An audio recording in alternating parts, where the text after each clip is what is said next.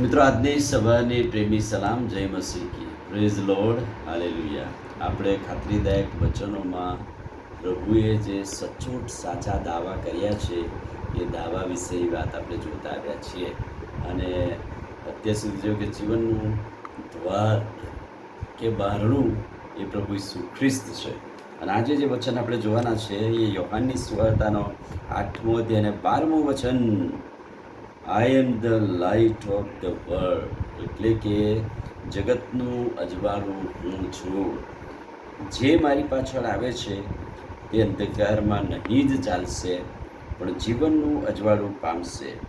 યોહાનની સુવાર્તા 8 અને 5, જ્યારે હું જગતમાં છું ત્યારે હું જગતનો પ્રકાશ છું. આ બંને વચનોમાં પ્રભુએ ખાતરીથી દાવો કર્યો છે કે હું જગતનું અજવાળું છું, હું પ્રકાશ છું.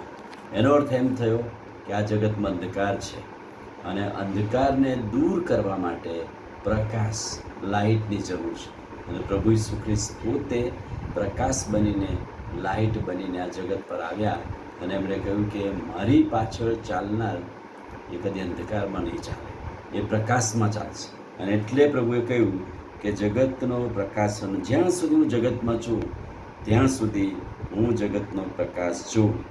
જો તમે યોહાનની સુવાર્તાના પહેલા અધ્યાયના થોડાક વચનો જોશો તો ત્યાં પ્રભુના સેવક યોહાન બાપ્તિસ્મા વિશેની વાત લખતા એ કહે છે, જીવન માણસોનું અજવાળું છે અને માણસનું જે જીવન છે અજવાળારૂપ છે અને એ અજવાળું અંધારામાં પ્રકાશે છે.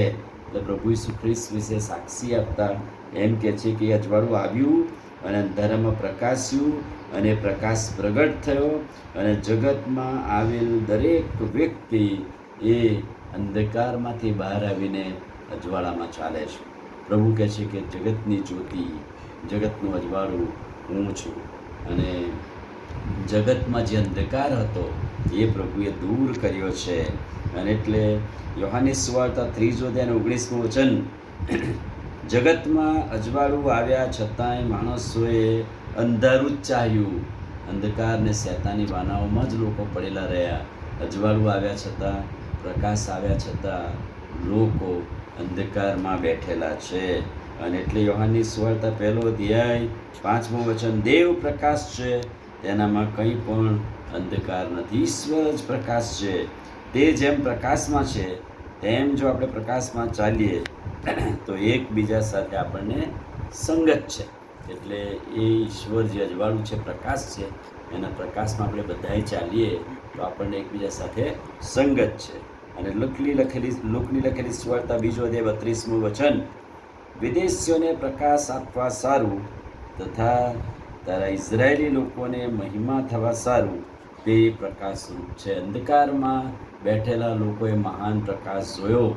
વિદેશીઓને સારું એ પ્રકાશ બન્યા, અજવાળું બન્યા અને અજવાળું બનીને જગત પર આવીને અંધકારમાં બેઠેલા લોકોને અજવાળું કે પ્રકાશ આપ્યું. એટલે જ પ્રભુએ દાવો કર્યો, ખાતરી આપી, હું જગતનું અજવાળું છું.